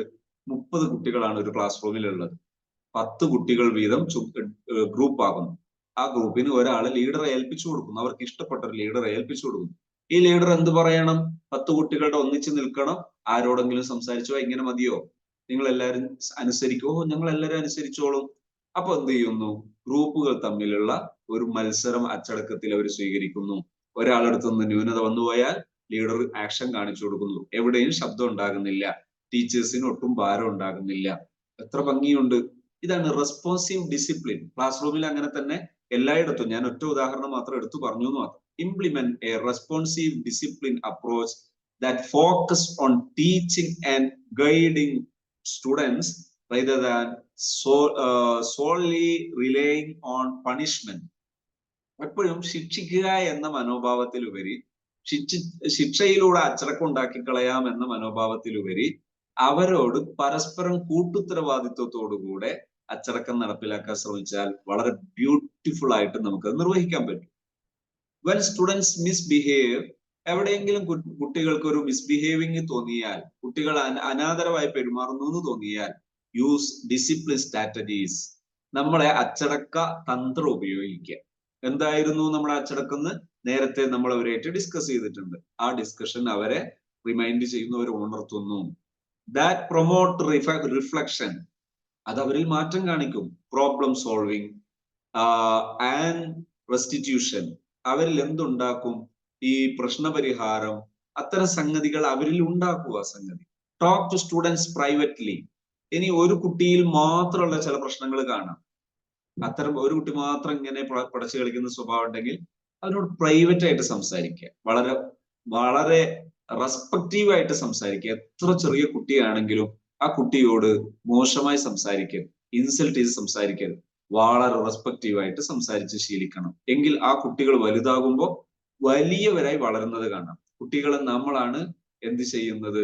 ഒരു ചെറിയ ഒരു അച്ചടക്കരാഹിത്യം വരുമ്പോഴേക്ക്, ചെറിയൊരു അശ്രദ്ധയോ ചെറിയൊരു ബഹളമോ ഒരു കുട്ടിയിൽ നിന്നുണ്ടാകുമ്പോഴേക്ക് ആ കുട്ടിയെ ശിക്ഷിക്കുകയും ഇൻസൾട്ട് ചെയ്യുകയും ഷൗട്ട് ചെയ്യുകയും ചെയ്യുന്നതിന് പകരം ആ കുട്ടിയെ പ്രൈവറ്റ് ആയിട്ട് വിളിച്ചു, ഇന്നൊരു കാരണം നിങ്ങൾ കണ്ടിട്ടുണ്ടല്ലോ, നിനക്കത് തിരുത്താൻ കഴിയില്ലേ, ഇങ്ങനെയാണ് വേണ്ടത്, ഇങ്ങനെ ചെയ്യുന്നത് മോശമാണ്, മോൻ മോൾ എന്ത് ചെയ്യുന്നു, ഇതനുസരിക്കാൻ പോവുകയാണോ, അല്ലെങ്കിൽ ഇനിയും സംഭവിക്കുമോ, നിനക്ക് വേറെ എന്തെങ്കിലും രീതിയിൽ ഈ കാര്യങ്ങൾ പറഞ്ഞു തരേണ്ടതുണ്ടോ?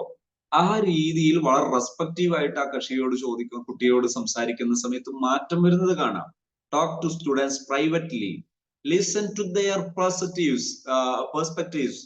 അവര് പറയുന്ന സമയത്ത് നമ്മൾ കേൾക്കണം. അവർ ചിലപ്പോൾ ചില കാരണങ്ങൾ പറയും, എന്നാൽ ആ കാരണം നമ്മൾ കേൾക്കണം. കാരണം പറയും ഓടുന്ന് എന്തെങ്കിലും കാരണം പറഞ്ഞിട്ട് എന്ന് പറയുന്ന ഇതിന് പകരം ആ കാരണങ്ങൾ എന്താണ് അവർ പറയുന്നത്, അവരെ ഭാഗത്ത് നിന്നൊന്ന് ചിന്തിച്ചു നോക്കുക.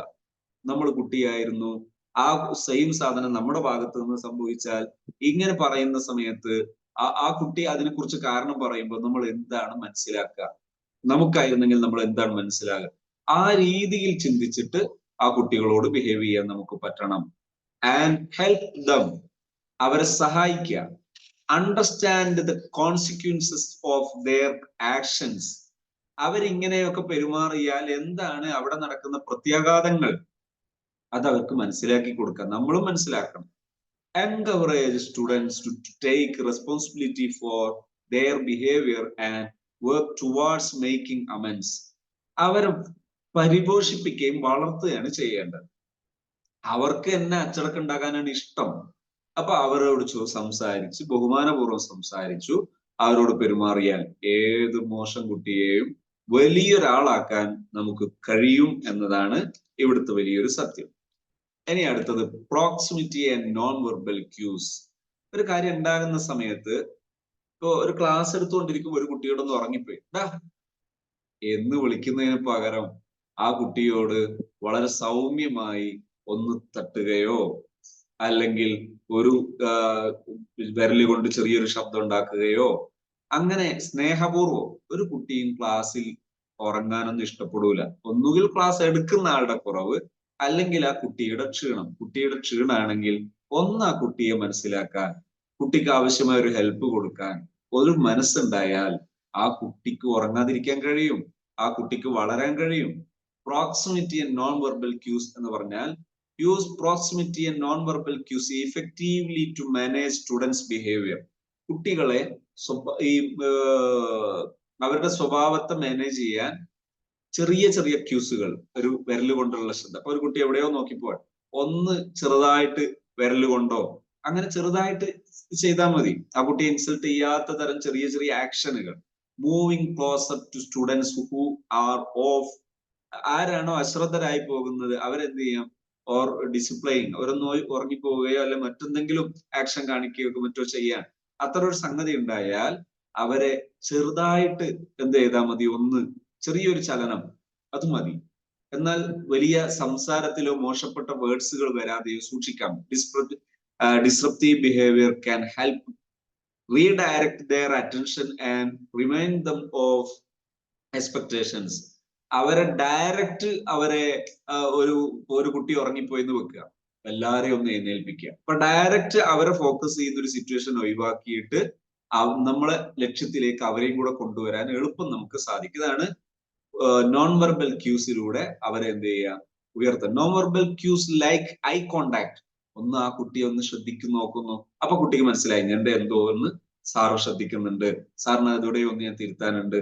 എന്നിട്ട് മനസ്സിലാകുന്നില്ലെങ്കിൽ വ്യക്തമായി സൗമ്യമായ ഭാഷയിൽ സംസാരിക്കാം. അപ്പൊ I കോണ്ടാക്റ്റിലൂടെ.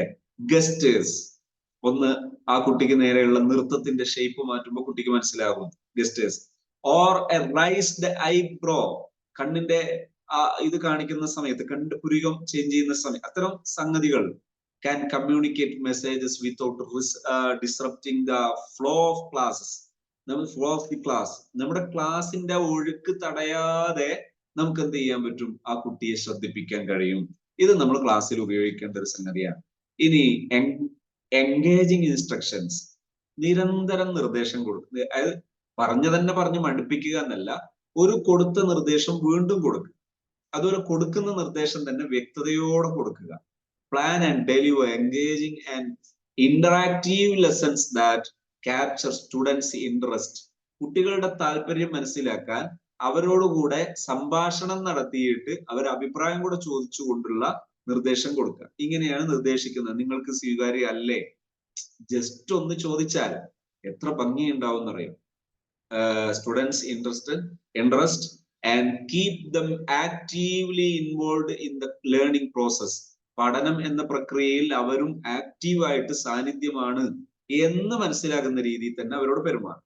Such as group work കൊടുക്കാം, ഹാൻഡ്സ് ഓൺ ആക്ടിവിറ്റീസ്, വല്ലതും ചെയ്യുന്ന വർക്കുകൾ കൊടുക്കാം. ടെക്നോളജി ഇന്റഗ്രേഷൻ, നമ്മളെ ടെക്നോളജിക്ക് ഉപയോഗപ്പെടുത്താം. ആൻഡ് മൾട്ടിമീഡിയ റിസോഴ്സസ്, മൾട്ടിമീഡിയ ഉപയോഗപ്പെടുത്താം. വ്യത്യസ്തമായ രീതിയിൽ നമുക്ക് കാര്യങ്ങൾ ചെയ്യാം.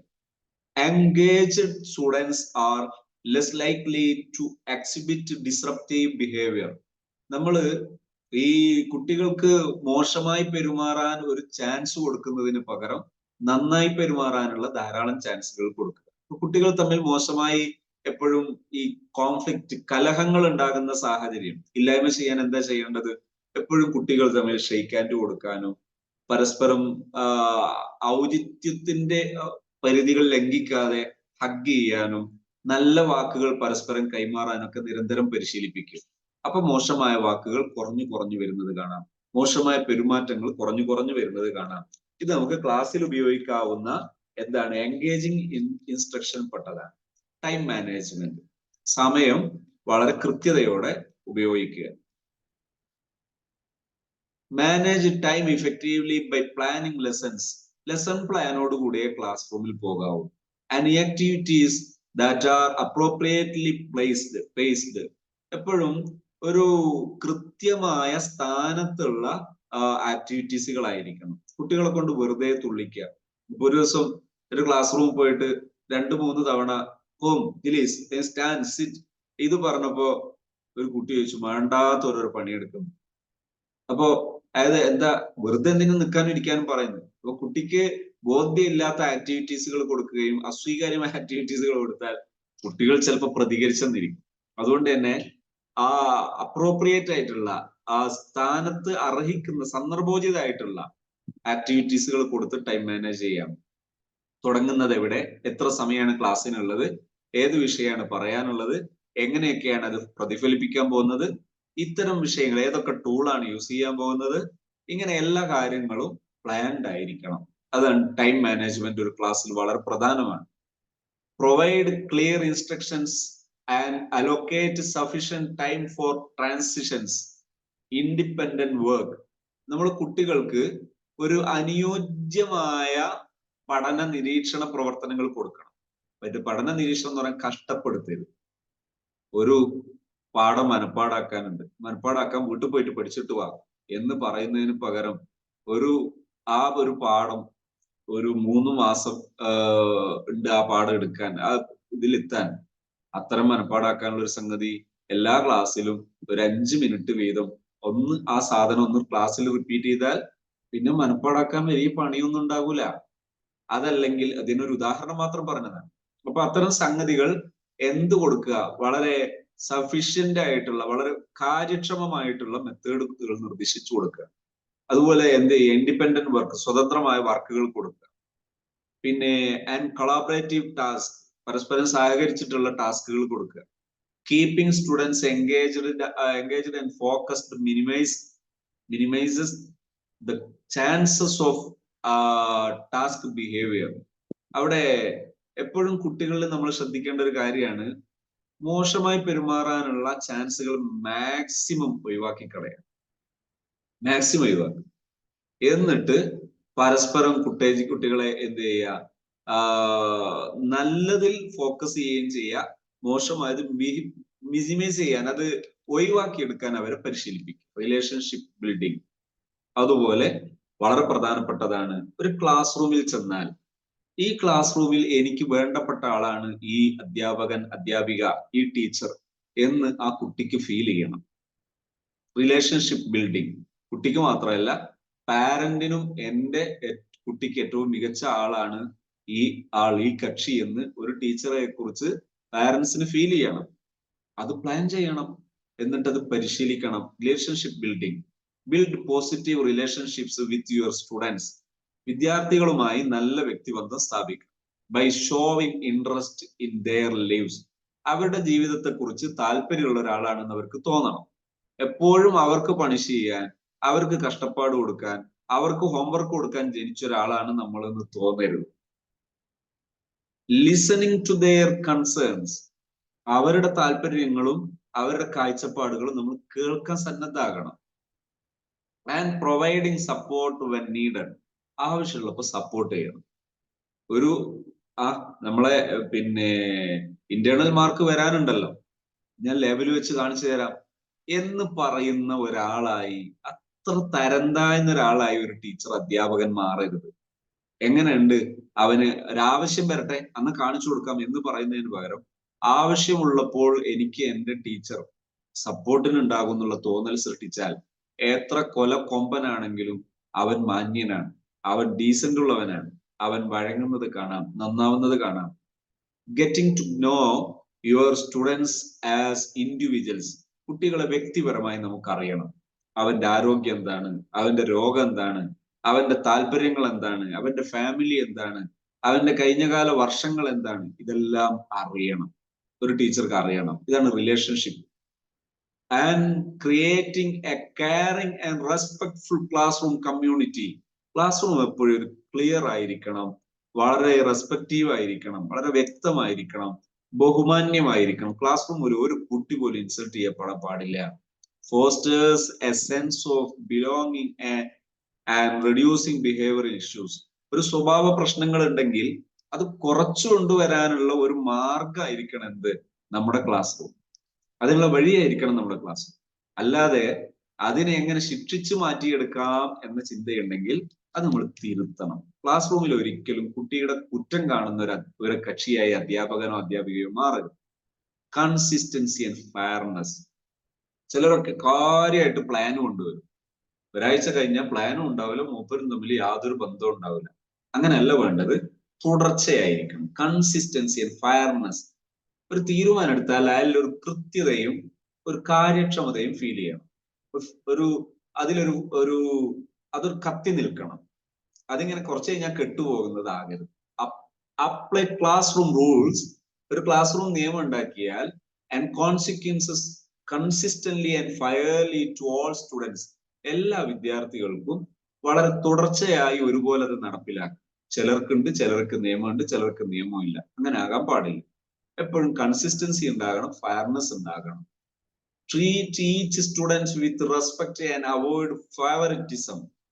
എല്ലാ കുട്ടികളെയും ബഹുമാനത്തോടെ പെരുമാറും. ഒരു കുട്ടിയോടും പക്ഷാപാതം കാണിക്കരുത്. ഒരു കുട്ടിയോടും, നന്നായി പഠിക്കുന്നവനായാലും ശരി, ഫാമിലി റിലേഷൻ ഉള്ളവരായാലും ശരി, പണക്കാരനായാലും ശരി, ഈ ഒരു സംഗതിയുടെ പേരിൽ ഫേവറിറ്റിസം ക്ലാസ്സിൽ നടപ്പിലാക്കുക. പക്ഷാഘാതം കാണിക്കരുത്. വെൻ ഡിസിപ്ലിൻ ഇൻ നെസസറി, ആവശ്യമുള്ള സമയത്ത് അച്ചടക്കം എന്ന് പറയുന്നത് ensure that consequences are appropriate. കാര്യക്ഷമമായ അത് ഒരു അച്ചടക്കരാഹിത്യം ഉണ്ടായാൽ അത് ആ കുട്ടിയെ അതിന്റെ പ്രത്യാഘാതം അവനെ ബോധ്യപ്പെടുത്തണം. അത് അതിന്റെ കൃത്യമായ നിലയിൽ വേണം ബോധ്യപ്പെടുത്തേണ്ടത്. Reasonable and in line with the established guidelines. അതിന് ഇന്ന കാരണങ്ങളുണ്ട്, അതുപോലെ അതിന് ഇന്നതായ മാർഗനിർദ്ദേശങ്ങളുണ്ട്. ഇതൊക്കെ കൃത്യമായി പറഞ്ഞു മനസ്സിലാക്കുകയും അത് തുടർച്ചയായി മുന്നോട്ട് കൊണ്ടുപോവുകയും ചെയ്യണം. ചിലർക്ക് തീരുമാനങ്ങൾ പറഞ്ഞാൽ പിന്നെ അത് എവിടെ ഉണ്ടാവില്ല. അങ്ങനെ ആകരുത്. വാർഷിക അടിസ്ഥാനത്തിലാണ് തീരുമാനങ്ങളൊക്കെ നടപ്പിലാക്കേണ്ടത്. അതൊരു വർഷമായാലും ആ റൂൾസ് നിലനിൽക്കണം. റിഫ്ലക്ഷൻ ഇനി റൂൾസ് തിരുത്താം, പക്ഷെ അത് കുട്ടികളുടെയും കൂടെ കൂടിയ അറിവോടുകൂടെ ആകണം. Reflection and adaptation.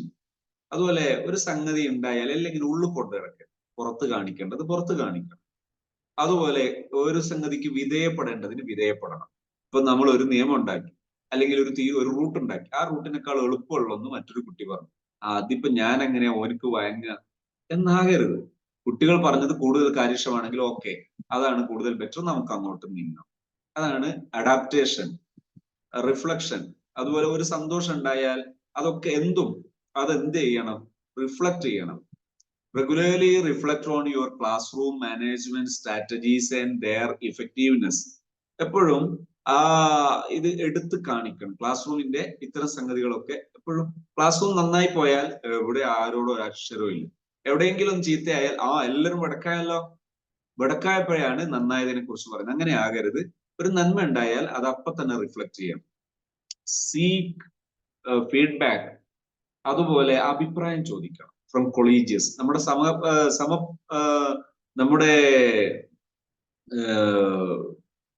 സഹപ്രവർത്തകരിൽ നിന്ന്, സമപ്രായക്കാരിൽ നിന്ന് ഒക്കെ എന്ത് ചെയ്യണം? അഭിപ്രായം ചോദിക്കണം. സ്റ്റുഡൻസ്, വിദ്യാർത്ഥികളിൽ നിന്ന് അഭിപ്രായം ചോദിക്കണം. എങ്ങനെയുണ്ട് ഈ റൂൾസ്, നിങ്ങൾക്ക് നന്നായിട്ട് ഫീൽ ചെയ്യുന്നുണ്ടോ, ഉഷാറാകുന്നുണ്ടോ? അഭിപ്രായം ചോദിച്ചാൽ എന്താ കുഴപ്പം? ആൻഡ് പാരന്റ്സിനോടും അഭിപ്രായം ചോദിക്കണം, ഫീഡ്ബാക്ക് ചോദിക്കണം. To identify areas for improvement. ഏതൊക്കെ ഏരിയയാണ് നമുക്ക് ഇംപ്രൂവ് ചെയ്യാനുള്ളതെന്ന് അഭിപ്രായം ചോദിക്കണം. അതില് പാരന്റ്സ് എന്തോ പറഞ്ഞാൽ പിന്നെ അവരെ കണ്ണിന് നേരെ കണ്ടുകൂടാത്ത, എങ്ങനെയുണ്ട് അവരെ കുട്ടിക്ക് തിരിച്ചു കൊടുക്കാൻ, ആ മെന്റാലിറ്റിക്ക് പകരം ഇംപ്രൂവ്മെന്റ്സിന് അവർ പറയുന്ന സെൻസിൽ എടുക്കണം. പറയുന്നതിനെ മറ്റൊരു സെൻസിലേക്ക് എടുക്കരുത്. അങ്ങനെ ശ്രദ്ധിക്കും. Adapt your approach as needed to meet the changing needs. മാറ്റം ആവശ്യമാണെന്ന് തോന്നുമ്പോൾ എന്ത് ചെയ്യണം? മാറ്റണം. Needs of your students. വിദ്യാർത്ഥികളുടെ ആവശ്യം ഇതിൽ മാറ്റം വരുത്താനാണെന്ന് മനസ്സിലായി തിരുത്തണം. And maintain a positive learning environment. എപ്പോഴും ഒരു നല്ല പഠന പരിസരം സൃഷ്ടിച്ചുകൊണ്ടേയിരിക്കണം.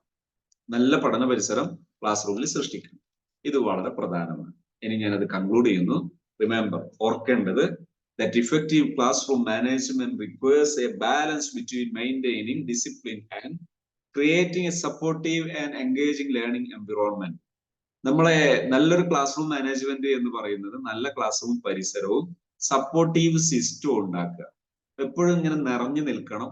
ഒരിക്കൽ പറഞ്ഞാൽ പിന്നെ കുറെ കാലത്തേക്ക് യാതൊന്നും ഇല്ല എന്നുള്ളതല്ല, പറഞ്ഞത് തുടർച്ചയായി നമ്മൾ പറയാനുണ്ടാകണം. It is important to be flexible. ഒരു ഫ്ലെക്സിബിൾ ആയിരിക്കണം. അതായത് എന്തിനും ഒരു സന്ദർഭോചിതമായി മാറേണ്ടടുത്ത് മാറാനുള്ള ഒരു റെസ്പോൺസീവ് ആയിരിക്കണം, ഉത്തരവാദിത്വം ഉള്ളതായിരിക്കണം. And continuously strive to build positive relationships with your students. കുട്ടികളോട് നല്ല വ്യക്തിബന്ധം സ്ഥാപിക്കാൻ എപ്പോഴും തുടർച്ചയായി നമ്മൾ സന്നദ്ധമായിരിക്കും. അത് ഒരു നിശ്ചിത കാലത്ത് ഭയങ്കരം പിന്നൊന്നുമില്ല, അങ്ങനെയല്ല. എല്ലാ സമയത്തും കുട്ടികളോട് തുടർച്ചയായിട്ടാണ് നാം എന്ത് പുലർത്തേണ്ടത്?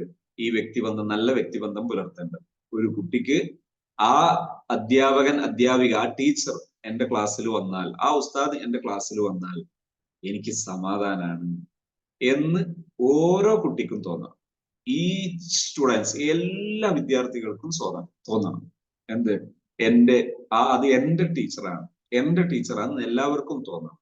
അങ്ങനെ തോന്നിയാൽ നമുക്ക് വളരെ ഭംഗിയായി നമ്മുടെ ക്ലാസ് റൂം മാനേജ് ചെയ്യാൻ പറ്റും. നമ്മുടെ ടീച്ചിങ് മെത്തേഡ്സ്, ടീച്ചിങ് കണ്ടന്റ് അത് വളരെ ഫലപ്രദമായി കുട്ടികളിൽ എത്തിക്കാൻ പറ്റും. നമുക്ക് വിജയകരമായി നമ്മുടെ ദൗത്യം പൂർത്തീകരിക്കാൻ പറ്റും.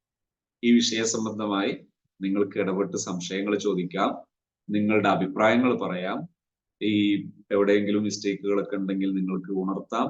ഇൻഷാ അല്ലാഹ് നമുക്ക് കാര്യങ്ങൾ മനസ്സിലാക്കി മുന്നോട്ട് കൊണ്ടുപോകാൻ കഴിയണം.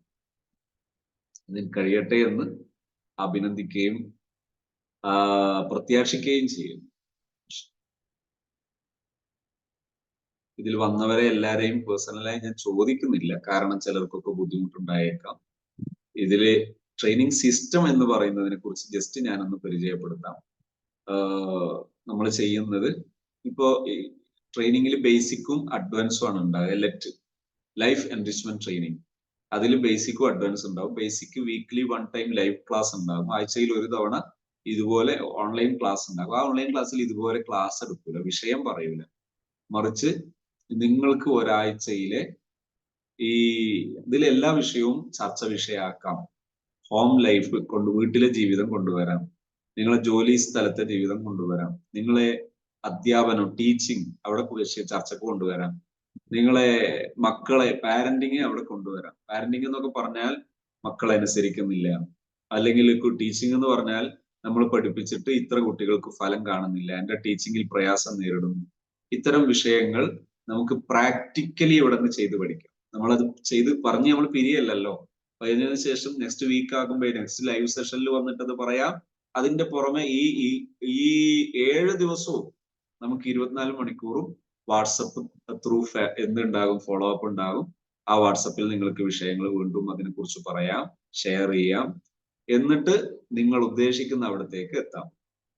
ഇത് മാത്രമല്ല, മറ്റൊരുപാട് ഓപ്ഷനുകളും മറ്റൊരു വിശദമായിട്ട് പറയാനുണ്ട്. വിശദമായിട്ട് അങ്ങോട്ട് ഇപ്പോ കടക്കുന്നില്ല. ഞാൻ ജസ്റ്റ് ഒന്ന് ട്രെയിനിങ്ങിന്റെ ആ ഒരു രൂപത്തെ കുറിച്ച് പറഞ്ഞതാണ്. അത് പറഞ്ഞു തീരുന്നത് വരെ വെയിറ്റ് ചെയ്യും. ഓരോരുത്തർക്കും പറയാം, എന്ത് വിഷയം ഉണ്ടെങ്കിലും പറയാം. അങ്ങനെ പറയുന്നു. അത് പറഞ്ഞു കഴിഞ്ഞാൽ നമ്മൾ ഓരോരുത്തരുടേതും അപ്പപ്പോ തന്നെ അതിന്റെ പരിഹാരം പറയുന്നു, എല്ലാവരും ഒന്നിച്ചിരുന്നത് കേൾക്കുന്നു. പിന്നെ ആവശ്യമുള്ള വിഷയങ്ങൾ നമ്മൾ റെക്കോർഡഡ് ക്ലാസ്സുകളായിട്ട് എക്സ്ട്രാ നൽകുകയും ചെയ്യും. ഓരോരുത്തർക്കും ആവശ്യമുള്ള ഇതിലെ വിഷയങ്ങൾ റെക്കോർഡഡ് ക്ലാസ്സുകളായിട്ട് ലിങ്ക് ആയിട്ട് നിങ്ങൾക്ക് പ്രൈവറ്റിൽ നൽകുക. ഇതാണ് ട്രെയിനിങ്. ഇപ്പൊ നടന്നത് 1 ഡേ വർക്ക്ഷോപ്പാണ്. ഇത് സംബന്ധമായ എന്ത് സംശയം ഉണ്ടെങ്കിലും നിങ്ങൾക്ക് ഇപ്പൊ ലൈവായിട്ട് ചോദിക്കാം.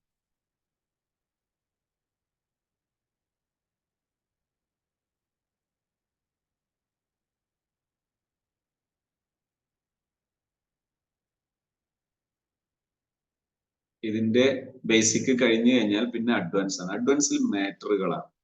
മാറ്ററുകൾ എന്ന് പറഞ്ഞാൽ NLP ഉൾപ്പെടെയുള്ള NLPയുടെ ഒക്കെ പ്രാക്ടിക്കൽ ഇതിലുണ്ടാവും. NLP, TA, heal your life ഇങ്ങനെ തുടങ്ങിയതിന്റെയൊക്കെ പ്രാക്ടിക്കൽ ഉണ്ടാവും.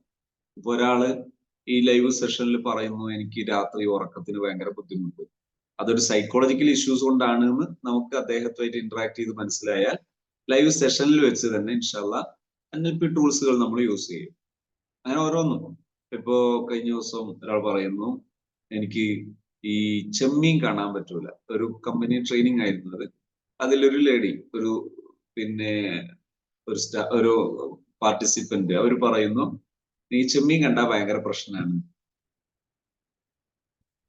ഇതിന്റെ റെക്കോർഡിങ് തരും. ചെമ്മീൻ കണ്ടാൽ ഭയങ്കര പ്രശ്നമാണെന്ന് പറഞ്ഞു. ഞാൻ ഒരു ലൈവായിട്ട് ഒരു സെഷൻ ചെയ്തു. അതിനുശേഷം പിന്നൊരു സെഷനിൽ വന്നപ്പോൾ ഞാൻ ചോദിച്ചു എങ്ങനെയുണ്ട്. എന്നോട് പറഞ്ഞു, ചെമ്മീൻ അതിനുശേഷം ഞാൻ കണ്ടിട്ടില്ലെങ്കിലും ആ പ്രശ്നം എനിക്ക് ഏകദേശം മാറിയിട്ടുണ്ട്. എന്താ കാരണം, ഞാൻ കഴിഞ്ഞ ദിവസം ഇന്നാലിന്ന ഒരു ഷോപ്പിംഗ് മാളിൽ പോയപ്പോ സെയിം എനിക്ക് കണ്ട പ്രശ്നമുള്ള സംഗതി കണ്ടപ്പോ, മുമ്പൊക്കെ അത് കണ്ടാൽ എനിക്ക് കുറെ സമയം കഴിയും, കാലും എല്ലാം ഇങ്ങനെ തെരുത്തു നിൽക്കും. പക്ഷെ എനിക്ക് അങ്ങനെ ഒന്നും ഉണ്ടായിട്ടില്ല, എനിക്ക് മാറ്റം ഉണ്ടായിട്ടുണ്ട് എന്ന് പറഞ്ഞു. അപ്പൊ ഇത് അതിന്റെ NLP ടൂൾ യൂസ് ചെയ്യുന്നതിന്റെ രീതിയാണ്.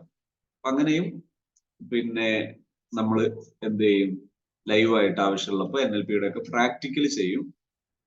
അഡ്വാൻസിൽ എത്തുന്ന സമയത്ത് NLPയുടെ സ്ട്രക്ചർ താല്പര്യമുള്ളവർക്ക് NLP സെപ്പറേറ്റ് വേറെ വർക്ക്ഷോപ്പിൽ പങ്കെടുക്കാം. അതേസമയത്ത് ഇത് തന്നെ മതി NLPയെ കുറിച്ച് നിങ്ങൾ സാധാരണഗതിയിൽ ഒരു NLP പഠിച്ചാൽ കിട്ടുന്നതൊക്കെ ഇതിൽ ഇൻഷാല്ല ഉണ്ടാവുകയും ചെയ്യും. NLPയുടെ സ്ട്രക്ചറിൽ ഇന്നതൊക്കെയാണ് അതിലുള്ളത്, ഇന്ന സ്റ്റെപ്പുകളും ഇന്ന അധ്യായങ്ങളൊക്കെയാണ് ഉള്ളത്.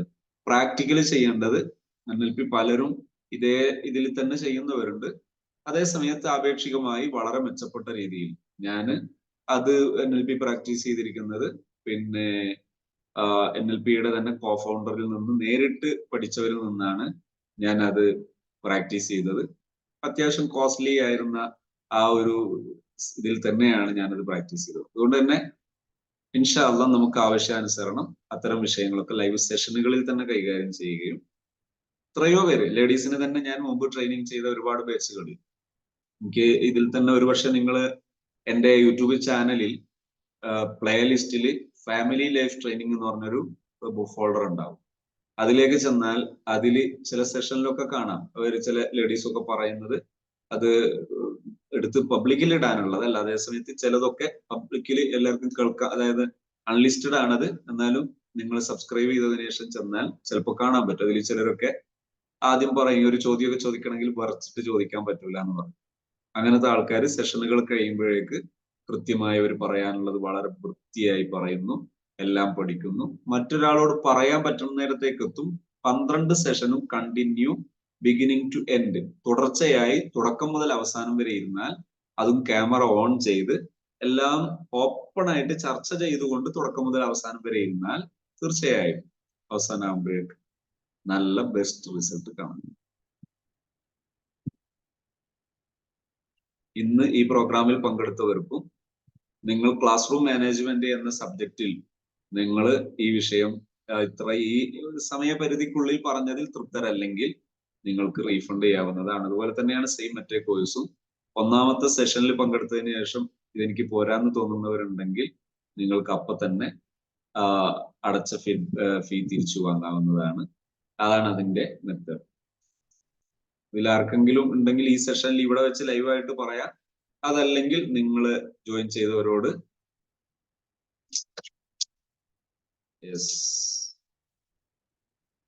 5ാം ക്ലാസ്സിൽ പഠിക്കുന്ന ഒരു കുട്ടിക്ക് അറബി മലയാളം എഴുതാൻ പറ്റുന്നില്ല, പരിഹാരം. മദ്രസ എഴുത്തും വായനയും തീരെ കിട്ടുന്നില്ല, കൊറോണ ആയിരുന്നു പ്രശ്നം, ഒരു വിശദീകരിക്കും. ഓക്കെ, അതില് 5ാം ക്ലാസ്സിൽ പഠിക്കുന്ന കുട്ടി, ഓക്കെ, ആ കുട്ടിക്ക് നിങ്ങൾ ചെയ്യേണ്ടത് ഇതിന്റെ തുടർച്ചയായുള്ള സ്റ്റെപ്പുകളിലാണ് അത് വരേണ്ടത്. അതായത് ഡിസ്ഗ്രാഫിയ, ലേണിംഗ് ഡിസബിലിറ്റിയുടെ 3 ടൈപ്പ്: ഡിസ്ലെക്സിയ, ഡിസ്ഗ്രാഫിയ, ഡിസ്കാൽക്കുലിയ. ഇതില് ഈ ഡിസ്ഗ്രാഫിയ എന്ന് പറയുന്ന ഡിസബിലിറ്റിയുടെ സിംറ്റംസ് ആണ്. ആ സിംറ്റംസിലാകാനുള്ള ചാൻസ് ഉണ്ട്. അതേസമയത്ത് ഡിസ്ഗ്രാഫിയ ഉണ്ടായിക്കൊള്ളണം എന്നില്ല, സാധ്യത കുറവാണ്. പ്രത്യേകിച്ച് ഒരു സബ്ജക്റ്റിൽ മാത്രമാണ് അതിൽ പിന്നോക്കാവസ്ഥ ഉള്ളതെങ്കിൽ തീരെ ലേണിംഗ് ഡിസബിലിറ്റി ആകാനുള്ള സാധ്യതയില്ല. അപ്പൊ പിന്നെ അവിടെ എന്താണ് ചെയ്യേണ്ടത്? അവിടെ നമ്മൾ ഒരു ലെവൽസ് വെക്കും. ആ ലെവൽസ് വെച്ചിട്ട് അവരെ പഠിപ്പിക്കുകയാണ് ചെയ്യേണ്ടത്. അത് ഇപ്പൊ കൃത്യമായിട്ട് എത്രമാത്രം നിങ്ങളെ പറഞ്ഞു ധരിപ്പിക്കാൻ കഴിയുമെന്ന് എനിക്ക് ഡൗട്ട് ഉണ്ട്. കാരണം ഈ സെഷൻ അതിനുള്ളതല്ലാത്തത്, ഈ സെഷൻ അതിന്റെ അല്ലാത്തത് കൊണ്ട് ചില പരിമിതികൾ നമ്മൾ ഉൾക്കൊള്ളണമല്ലോ. എന്നാലും ഞാൻ ചെറുതായിട്ട് പറയും.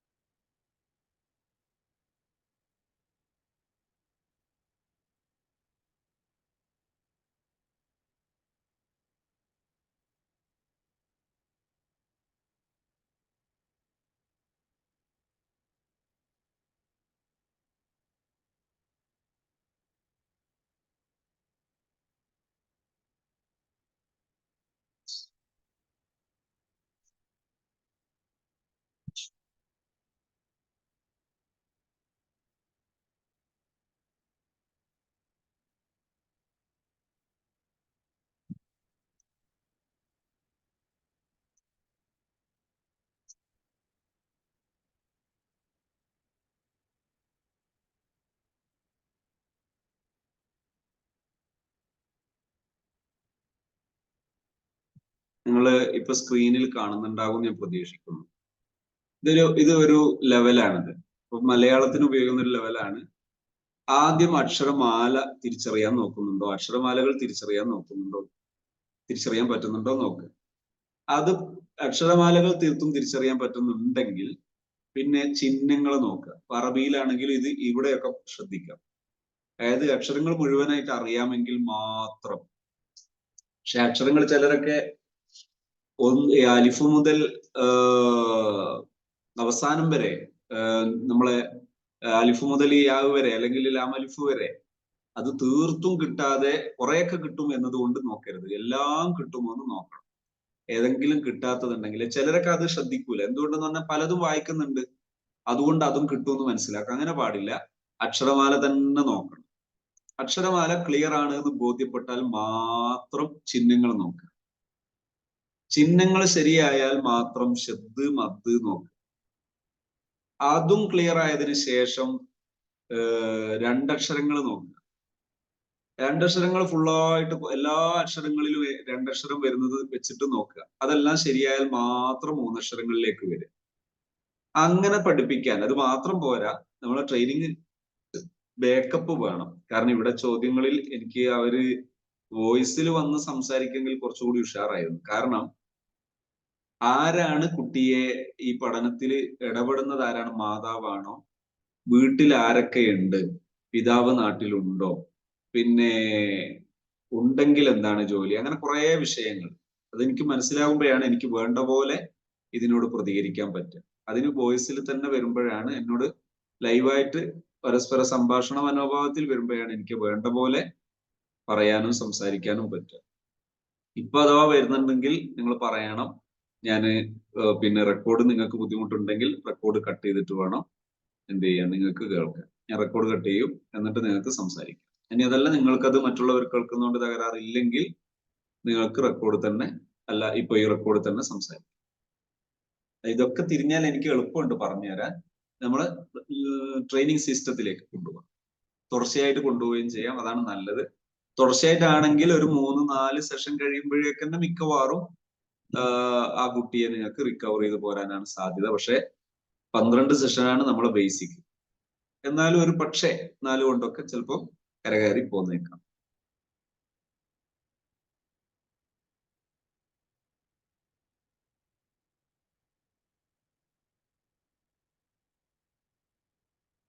ഓക്കെ